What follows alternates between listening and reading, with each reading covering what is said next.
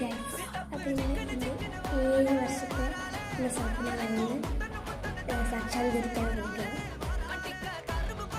അപ്പം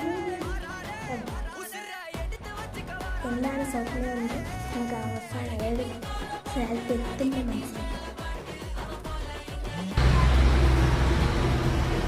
എൻ്റെ 7 വർഷത്തെ സ്വപ്നം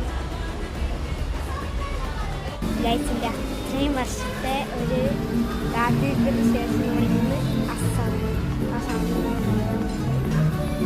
നമ്മളെ വീട്ടിൽ പുതിയ അതിഥി ഇഷ്ടപ്പെട്ടാണ് കമൻറ്റ് ചെയ്യണേ.